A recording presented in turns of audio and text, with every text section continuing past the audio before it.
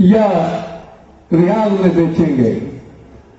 جب George Walker Bush کے باپ سینئر بش کے کانوں تک کی آواز پہنچی، اس کے قدموں تلے سے زمین نکل گئی کہ کوئی مسلم حکمران عربوں کو متحد کر رہا ہے.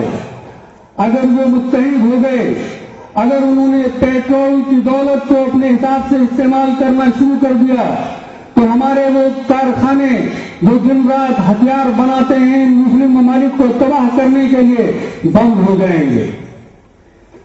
ہماری وہ عالیشان عمارتیں جو روشنی سے جگمگاتی ہیں، اس پیٹرول کی بدولت اندھیرے میں ڈوب جائیں گی. ہماری وہ شاندار چمچماتی گاڑیاں جو سڑکوں پر فراٹے بھرتی نظر آتی ہیں، ایک جگہ ٹھہر جائیں گی. اس آواز کو دبانا ہوگا.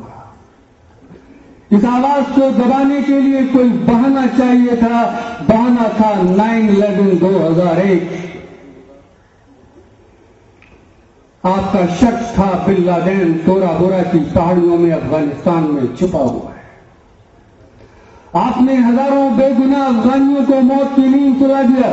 نہیں بخشا آپ نے اسپتال میں مریضوں کو، ان معصوم بچوں کو جو اپنی ماں کی گود میں تھے، اور پھر کہتے ہیں کہ آپ دنیا میں سب سے زیادہ حقوق انسانی کا خیال رکھنے والے ملک ہیں. شرم ہے آپ پر.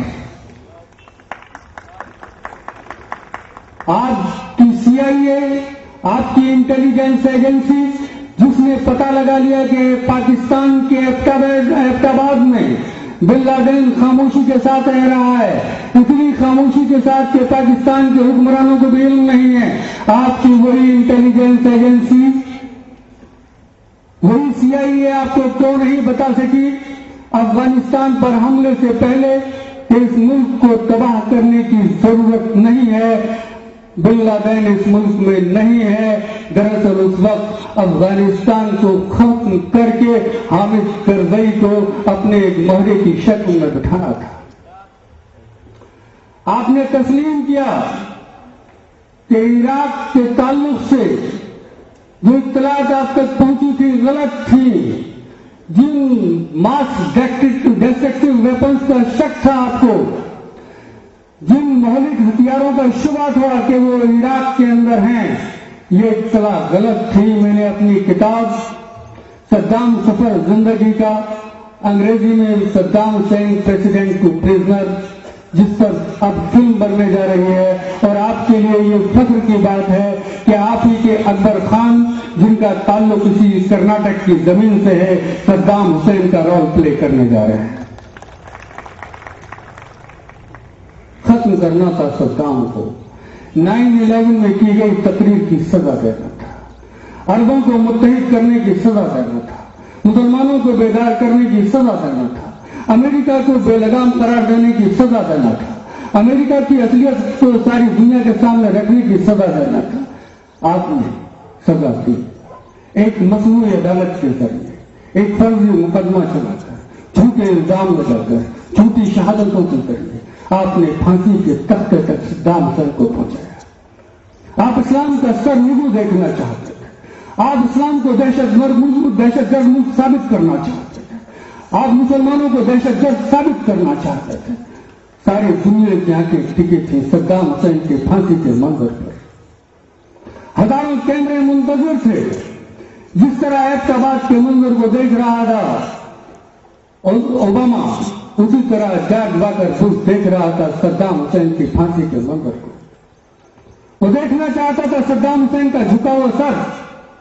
وہ دیکھنا چاہتا تھا کہ جب صدام حسین کو پھانسی کے تختے پر لے جایا جا رہا ہو، اس کے پیر کانپ رہے ہوں، اس کی زبان لرز رہی ہو، اس کی آنکھوں سے آنسوؤں کا آبشار جاری ہو، وہ رحم کی بھیک مانگ رہا ہو. اے دنیا کی سب سے بڑی طاقت، میرے آقا میری زمین پر حکومت کر لے، میرے پیٹرول کی دولت کو حاصل کر لے، عراق پر قبضہ کر لے، میری جان بخش دے. مگر دنیا کے کیمروں میں دیکھا صدام حسین کے ہاتھوں میں قرآن تھا، اس کی زبان پر کلمہ لا الہ الا اللہ محمد رسول اللہ.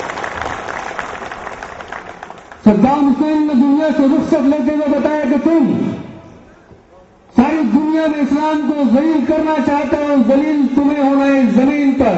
جن کے ہاتھوں میں قرآن ہوتا ہے، جن کے دل میں ایمان ہوتا ہے، ان کے سر کٹ جایا کرتے ہیں، سر جھکا نہیں کرتے۔ میں سلام کرتا ہوں،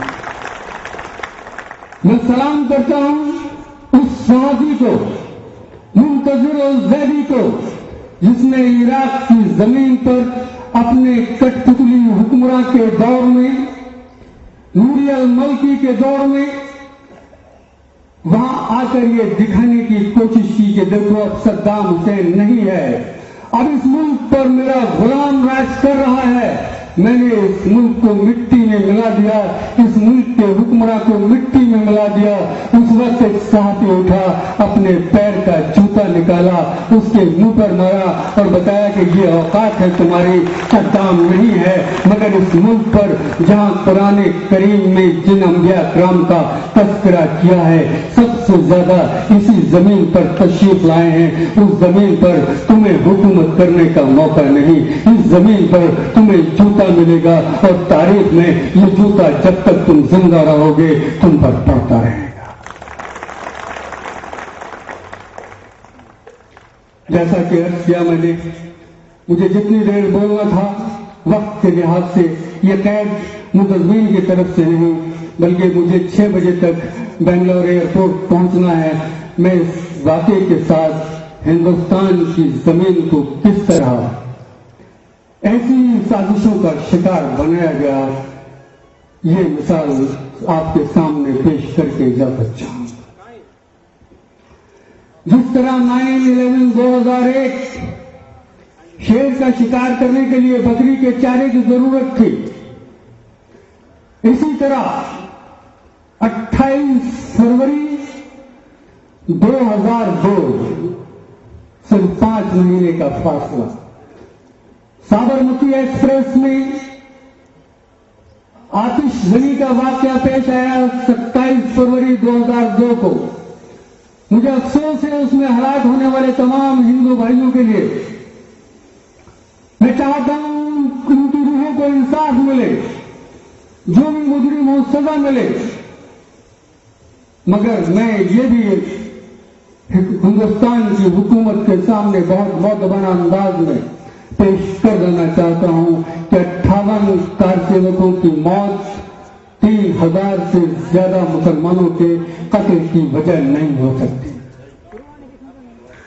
اگر عمل کا رد عمل، اگر کریا کی پرتکریا، ایکشن کا ریئیکشن ہم نے تسلیم کر لیا تو ہندوستان کی عدالتوں کے ذریعے سزا پائے ان تمام مجرموں کو ہمیں جیل کی سلاخوں کے پیچھے سے نکال دینا ہوگا، جنہوں نے قتل اس لیے کسی کا کر دیا کہ قاتل نے ان کے باپ کا قتل کیا تھا، کسی کی بہن کی عصمت لوٹ لی گئی، اس نے عصمت بری کرنے والے کو قتل کر دیا۔ ہندوستان کی عدالت میں جتنے بھی ایکشن کے ریئیکشن والے کیسز ہیں، عمل کے فطری رد عمل والے کیسز ہیں، ان سب کو اسی پیمانے کو تسلیم کرتے ہوئے ختم کر دینا ہوگا۔ اور پھر مجھے آپ سے ایک اور سوال کرنے کی اجازت ہوگی۔ اگر ہندوستان کی کسی ریاست کے چیف منسٹر کو یہ حق حاصل ہے کہ وہ عمل کے رد عمل کو فطری عمل قرار دے دے، دہشت گردی میں ملوث تمام لوگوں کو بچانے کی صحیح کرے، پولیس کو اپنے اس طرح کے احکامات جاری کرے جیسا کہ آج سنجیو بھٹ سامنے رکھ رہے ہیں، ستیش ورما نے سامنے رکھا، راہل شرما نے سامنے رکھا، میں ان ہندو بھائیوں کی عظمتوں کو سلام کرتا ہوں اور اپنے اس بزرگوں کے فیصلے کو درست قرار دیتا ہوں جنہوں نے پاکستان کے محمد علی جناح کے مقابلے ہندوستان کے پنڈت جواہر لال نہرو پر زیادہ بھروسہ کیا۔ ہم جانتے تھے کہ زمین پر ہیمنت کرکرے جیسے لوگ پیدا ہوں گے، ہم جانتے تھے سنجیو بھٹ جیسے لوگ اسی ملک میں پیدا ہوں گے، راہل شرما اور ستیش ورما بھی اسی ملک میں ہوں گے، مگر سوال اپنی جگہ ہے۔ اگر نریندر مودی अमल के फिक्री रद्द अमल के लिए काबिल मुआफी हैं। 27 फरवरी 2002 को साबरमती एक्सप्रेस में 58 कार सेवकों की मौत का बदला था। हजारों मुसलमानों की को मौत की नींद सुला जाना, तो फिर हम एक ऐसे शख्स से जो किसी हिंदुस्तान का इस तरह का मुंतखब नुमाइंदा न हो, इज्जतदार शहरी न हो, जो सिर्फ 6 दिसंबर 1992 को बाबरी मस्जिद की शहादत के गम को एक गम की तरह देख रहा हो और फरवरी 1993 में उसके रद्द अमल में बम ब्लास्ट कर दे, तो आपको सोचना होगा हिंदुस्तान की अदालत में एक जैसे जुर्म के लिए 2 तरह की सजाएं कैसे होंगी। एक अमल के फिक्री रद्द अमल का गुनहगार आज भी उस रियासत का चीफ मिनिस्टर है। मुझे कोई हमदर्दी नहीं। फरवरी 1993 में मुंबई में बम धमाके करने वाले से मैं चाहता हूं हिंदुस्तान की अदालत उसे बहुत सख्त सजा दे, मगर साथ ही मैं ये भी चाहता हूं इस तरह का जुर्म मुर्तकब करने वाले बाकी मुजरिमों को भी इसी तरह की सजा दे।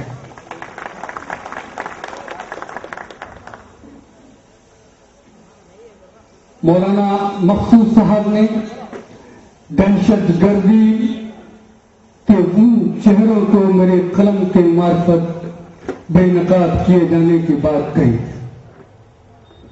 यहां मैं अपने कलम से कहीं ज्यादा कलीम हैदराबादी को मुबारकबाद का मुस्तहिक मानता हूं। मैं स्वामी असीमानंद को मुबारकबाद का मुस्तहिक मानता हूं। साथ ही मैं अपने मुल्क के हिंदू भाइयों को यह बताना चाहता हूं कि कलीम हैदराबादी और असीमानंद ने हिंदुस्तान की जमीन पर एक ऐसी तारीख लिखी है जिसे कभी फरामोश नहीं किया जा सकता।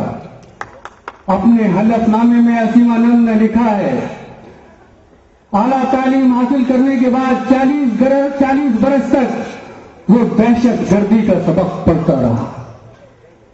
एक मखसूस ज़हनियत के लोग उसे दहशतगर्दी का सबक पढ़ाते रहे, उसे समझाते रहे कि समझौता एक्सप्रेस में बम धमाका करोगे तो सिर्फ मुसलमान मारे जाएंगे, चाहे हिंदुस्तान के हों या पाकिस्तान के। और फिर ये हमारा काम है कि इल्जाम भी मुसलमानों पे जाए। मालेगांव में बम धमाका करोगे तो मुस्लिम सनतकारों की बस्ती है, अक्सरियत में मुसलमान हैं, वही मारे जाएंगे। साइकिल खड़ी मिलेगी सिम्मी के दफ्तर के नीचे, सिम्मी के लोग पकड़े जाएंगे। बम धमाका करोगे अजमेर की दरगाह पर तो जो हिंदू भाई उस दरगाह से अकीदत रखते हैं जाने में डरने लगेंगे। उस दरगाह पर जो अकीदत है मुसलमानों की कमजोर पड़ेगी। बम धमाका करोगे मक्की मस्जिद में, मस्जिदों का तकद्दुस दांव पर लगेगा। जिस तरह हमने मुसलमानों के मदरसों को दहशतगर्दी से जोड़ा है, ये सबक था 40 बरस तक जो पढ़ा था असीमानंद ने।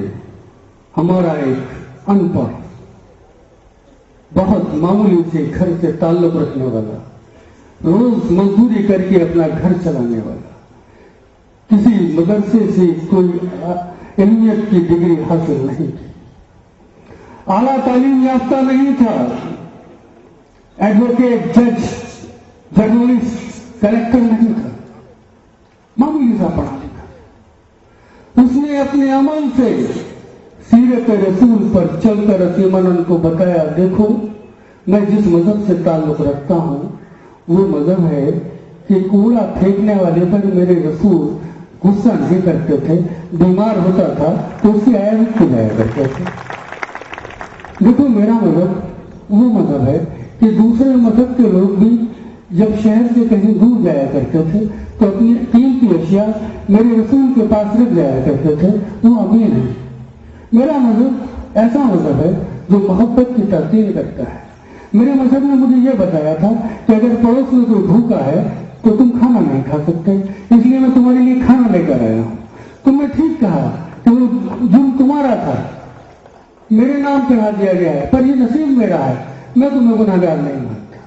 ये जुमले थे جس نے اسلام کی طاقت کو بتایا کہ ہمارا ایک جاہل نوجوان تمہارے اعلیٰ تعلیم یافتہ سوامی کے پاس بھی چند گھنٹے کا وقت گزار لے گا تو اس کو بھی ایمان کی طرف گامزن ہونے کے لیے مجبور کر دے گا۔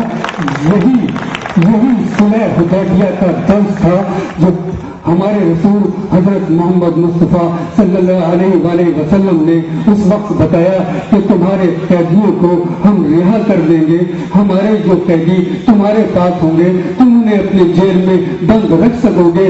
1400 برس بعد کے ہندوستان کو دیکھ رہے تھے ہمارے رسول اکرم حضرت محمد مصطفیٰ صلی اللہ علیہ وآلہ وسلم، وہ جانتے تھے کہ 1400 برس بعد ایسے ہی ایک قیدی کے سامنے جب ہمارے اسلام کو جاننے والا قیدی آئے گا تو بتائے گا اسلام کی طاقت کیا ہے۔ میں انہیں جملوں کے ساتھ اجازت چاہوں گا کہ جس دن اسلام کو تم نے سمجھ لیا، جس دن قرآن کو تم نے سمجھ لیا، اس دن قرآن پر الزام تراشی نہیں کرو گے، اس دن اسلام کو دہشت گردی کا نہیں امن کا مذہب قرار دو گے، اس دن مسلمانوں کو دہشت گرد نہیں امن کا مسیحا قرار دو گے۔ جس دن تم نے سچ کو سمجھ لیا، مسلمانوں کو ہندوستان پر غاصب نہیں، 2 نمبر کا شہر ہی نہیں، ہندوستان کو آزادی سے ہمکنار کرانے والا قبول کرو گے، اس وقت تمہیں وہ نام یاد آئیں گے جو داؤد ابراہیم یا بن لادن جیسے نہیں ہوں گے۔ تم شہید اشرف اللہ خان کو یاد کرو گے، تم مولانا ابوالکلام آزاد کو یاد کرو گے، تمہیں ویر عبدالحمید یاد آئے گا، پھر تم یاد کرو گے کہ ہم نے تو فوجوں میں ایسے جوانوں کو دیا تھا جو دشمن کے ٹینکوں کو توڑا کرتے تھے، جو نہیں دیکھتے تھے کہ یہ مسلمانوں کا ملک ہے، جو نہیں دیکھتے تھے کہ یہ مسلمان ہیں، انہیں صرف یہ دیکھتے تھے میرے وطن کی آن بان شان اس وقت داؤ پر ہے، مجھے یہ دیکھنا ہے کہ میں جس فرض کو نبھانے آیا ہوں اپنی جان کو دے کر اس فرض کو نبھاؤں گا۔ مگر تم نے فوج میں کسے بھیجا؟ پروہت اور اپادھیائے کو، انہیں کے دم پہ کہتے ہو یہ ملک تمہارا ہے، یہ ملک ہمارا ہے۔ شکریہ، خدا حافظ۔